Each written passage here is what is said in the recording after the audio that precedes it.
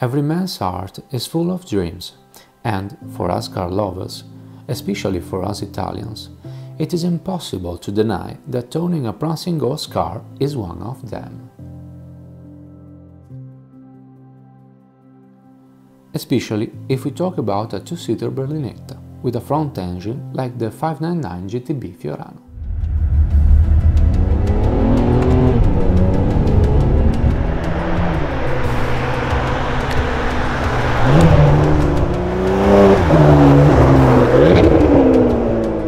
The 599 Gran Turismo Berlinetta got its name from its technical specs.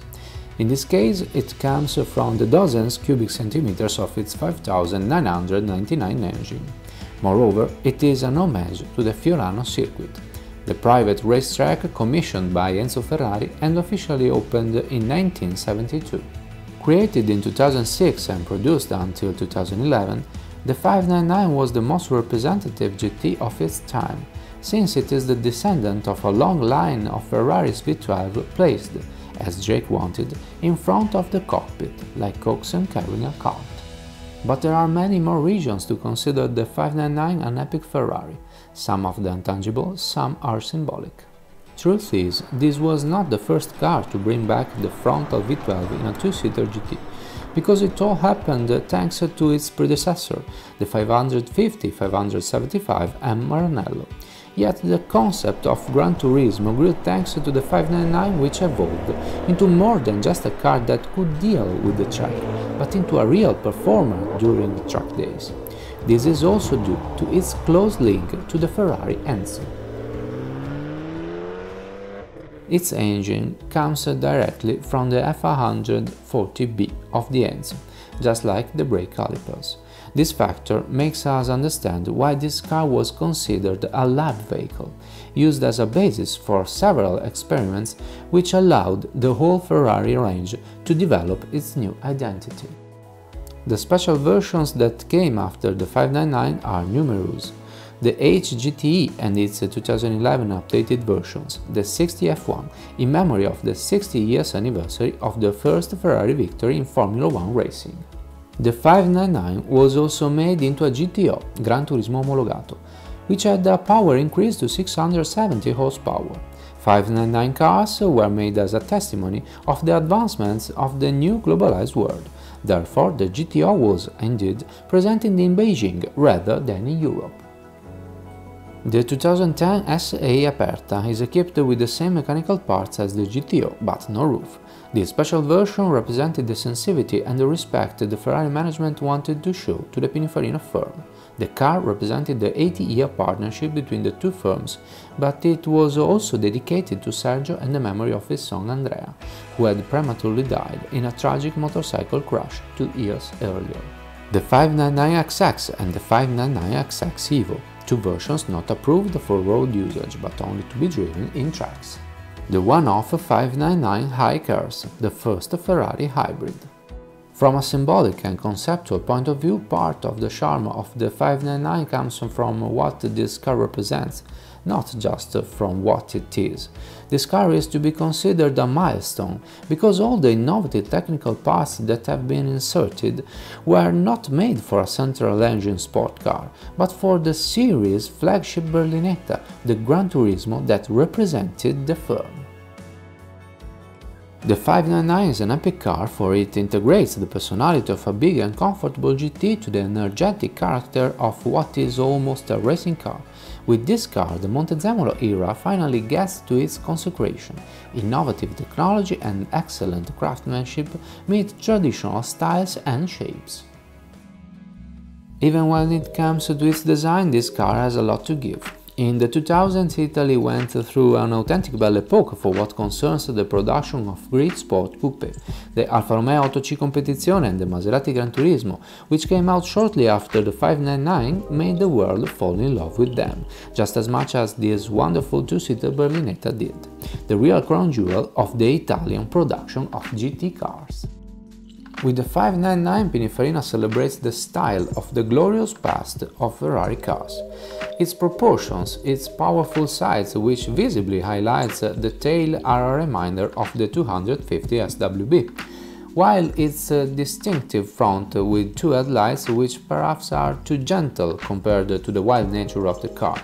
This was an attempt to recreate in a new original way the two-fender front with faired headlight typical of Maranello's GT cars in the 50s and 60s, which were characterized by a central chrome-plated grille.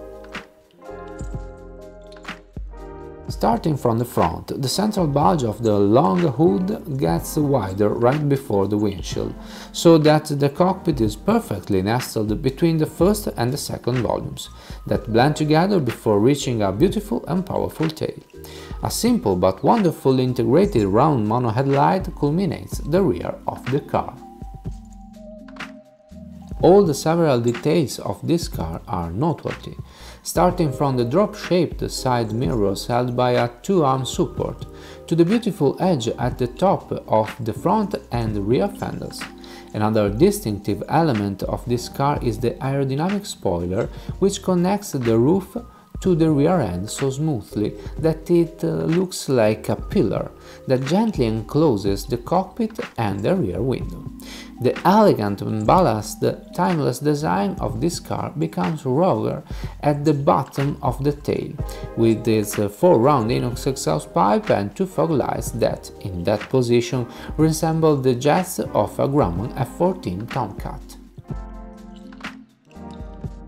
Even on the inside, the aura of this flagship car is perfectly perceivable. The size of the interior is surprisingly massive for those who believe that the cockpit of a Ferrari should be a narrow hole where the driver suffers from the heat and cannot feel comfortable. The interiors are beautifully refined. Each surface is covered in soft Cartier red leather. This model has a particularly pleasant color combination and it's equipped with Recaro seats, which have a full electric carbon shell and cannelloni seats. The wide set of possible adjustments for the lateral supports and the seat backs make them even more comfortable. The 4-point seatbelt harnesses are much more user-friendly than they look, and the leather-covered padded roll bar completes the racing but elegant look of this 599. The size and the materials of the dashboard draw the attention of the driver. The bicolor leather goes well with the polished carbon fiber and the aluminum molding, with Ferrari written right over the cover with the crossed flags of Ferrari and Pininfarina, which hides the stereo controls. The stereo system of the car is a hi-fi Bose system with 11 audio sources, a 6-channel amplifier and a microphone with an autopilot function for an automatic and balanced equalization. The use of Fiat components and mediocre craftsmanship are a mere memory of what older Ferrari cars used to be. The only things that are not totally up to the standards of this car are the soft touch, which gets deteriorated with time, and the air conditioning controls, that feel quite cheap. The wide center console doesn't have a traditional manual gearbox, but an aluminum plate with an automated manual transmission controls, the hazard and a glove box placed in front of the ashtray, a handbrake and a very useful passenger grab handle. Sitting in a Ferrari is a great moment in each driver's life, and before doing it I felt a little bit overwhelmed too. It's like being part of a greater history that cannot be compared to anything alike. The kind of history that makes us dream with moving art pieces that charm us even beyond a logical explanation. These four-wheel identities that have beautiful shapes, sounds, characters and personality. Sitting in a 599 only amplifies these sensations, both for the ideal it represents and the sensory impact it has on the driver, even when it's not moving. Just holding the steering wheel is a great tactile experience. It is neither rough nor too padded. Just like the steering wheel of old F1 cars, this one has a carbon core and we can find the manettino dial and the power button. The steering crown is made of leather with a carbon top part on which we see the LED lights that progressively turn on to indicate when to shift gears. The Aluminium pedals to select the gear are integral with the steering column, and they anticipate the two classical levers and the controls behind the steering wheel spokes to control the menu on the onboard computer. The control panel contains an analog rev counter and speedometer, and a digital screen with several functions to control the car. One in particular keeps track of your lap times during track days. Even when we look the rear mirrors, the view is grand. From the central mirror we can see the duck-like tail and the leather-bound parcel shelf that wraps the rear speaker and resembles the after deck of a luxury boat. From the side mirrors, however, we get to see those fake pillars that hide the window's frame and make the 599 look even better and give it a more elegant look, just like a nice dress would do on a beautiful woman. The winged spoiler truly enhances the natural beauty of this car, just like a dress train. When we stop watching it and try to perceive its soul, the enthusiasm for what we have just admired leaves a space to an almost intimidating feel. The V12 turns on with a loud roar, which gets piercing as soon as the rev goes up. It is Enzo's motor talking, even though its power has been decreased and set to be easier to tame and control on the road.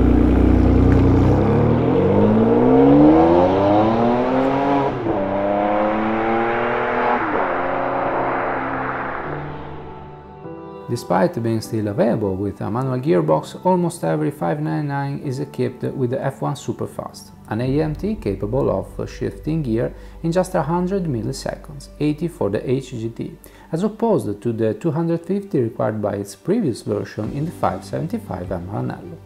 To start, we only need to set the automatic mode, or preferably pull the right pedal to shift to the first gear and accelerate, and we will start moving. With the Manettino dial set to low adherence, we can feel that the gears shift more slowly in favor of a safer drive, rather than a more performative one. Despite the more conservative setting, the manual gear is very perceptible, while the automatic mode is very comfortable.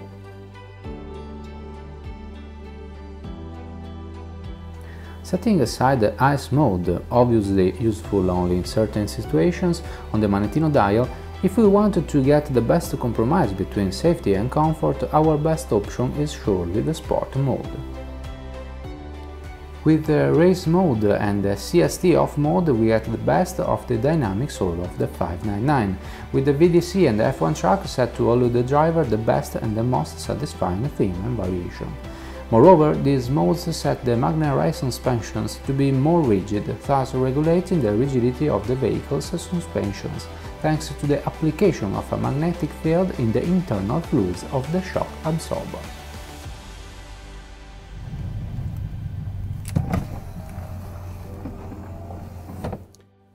And for those who wish to take the best of the delicate and hyper-performative transmission, there is the Launch Control mode, for a flying start which often leads directly to the closest Ferrari service center.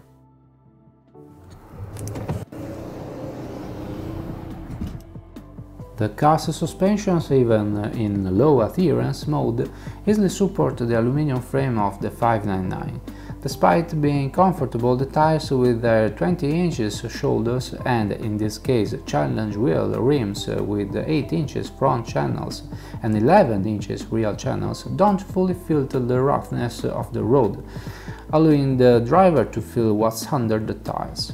An exciting extra feature of this mode, which keeps a good pitch, is the typical weight transfer of the Maranello's berlinette on the rear wheels before springing forward thanks to its extremely powerful engine.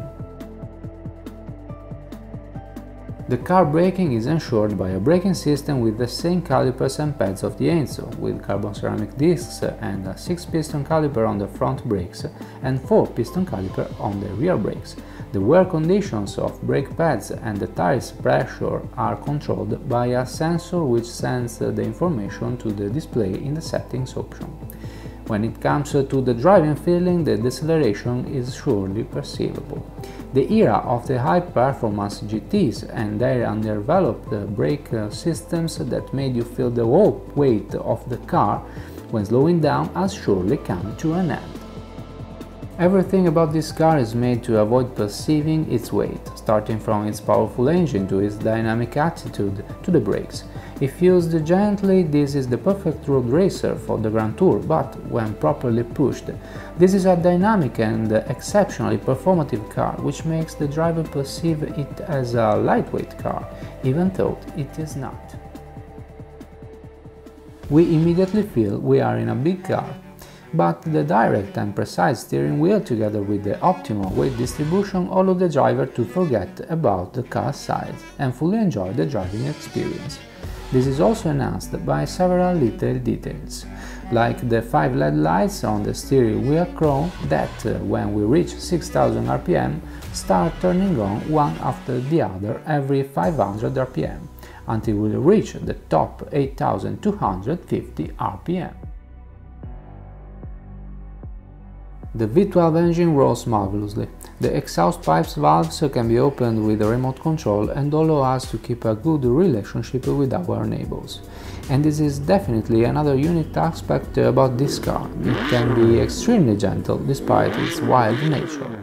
The gears are relatively short. In 6th gear at 120 km/h we nearly reach 3000 rpm.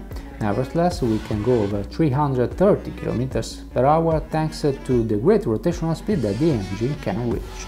The impressive powerful engine with 620 horsepower at 7600 rpm makes the 599 perform in 4th or 5th gear the same way a sport car would do in 2nd gear. The 608 Nm torque at 5600 rpm contributes to the perfect balance between the sound, thrust and speed.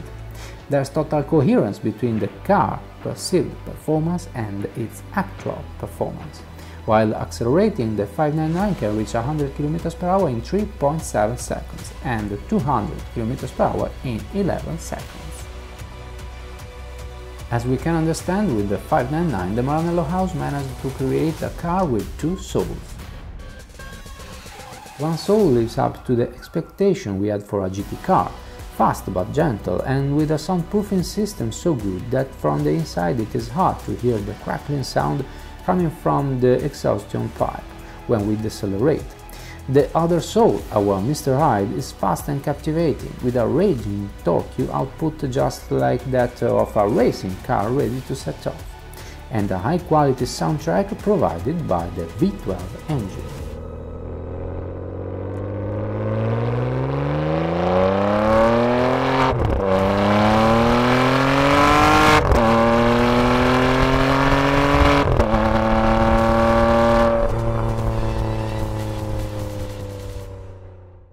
It is then inevitable to ask ourselves how is it possible that such a heavy car that weighs 1700 kilograms can be so dynamic. There are countless reasons for this, and all of them can be traced back to the great job made in every part of the car, but I believe that most of its qualities are due to the engine, not only because of the engine's output and torque performances, but also thanks to its relocation.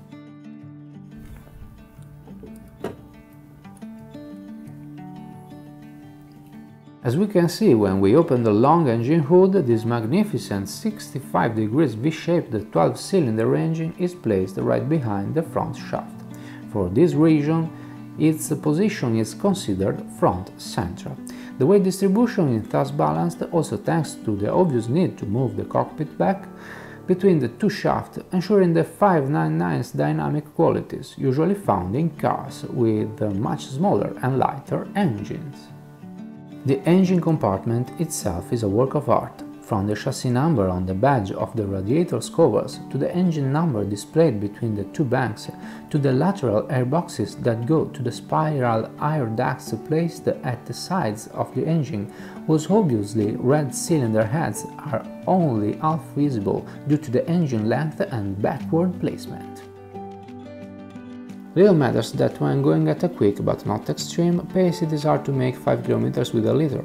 After all, the size of the 105 liters tank is designed to guarantee at least 500 km of autonomy, all while driving a purebred GT, with a style that used to belong only to older GT cars, but that the 599 can combine with the comfort and the advanced technology typical of the 2000s. The same technology that allowed the driver to have control over the pressure and the temperature of the tires, and that also allowed us to set the calibration of the gear shift and suspensions. In the past years we have had the best of both comfort and driving controls. We had total control over it. Technology had become an helpful aspect and not an obstacle to consider more responsible and reactive than us when it came to doing the right thing at the right moment, if ever such an absolute can be true. But surely the 599 gave us the power to decide how to use it. Nowadays, one of the most praised aspects of a car is its connectivity. But connected to what? To the internet. With all this data we can surely do without a web of redundantly present information that constantly risks giving us a cognitive overload. The connection that we car lovers look for is another one, that between our bodies and the car itself, that between our minds and soul, and the values, the history and the philosophy of a car manufacturer. Is this the definitive Berlinetta? The one that Drake wanted to create from the very beginning? I don't know, and we will never have an answer to such an indiscreet question. For him the best Ferrari was yet to come. But if selling Ferrari cars weren't a necessity, don't you think that he would have gladly started there in the 2000s? When the Maranello house was unrivaled in F1 races, and they produced elegant and performative masterpieces such as this 599, what is certain is that the 599 GTB Fiorano represents the best of the automotive world of that time, a time when technology had already achieved great results, but was mostly used to fuel our passion, and neither to limit our free will, nor to operate as an extremely powerful marketing tool. The 599 is a pinnacle in the history of Ferrari and motoring, thanks to its ability to combine the elements that we deeply love in cars: history, design, performance, sound, comfort, their wild nature and the immense satisfaction of proving ourselves by handling them. It's all here, under this magical prancing horse that made us dream generation after generation, and always will.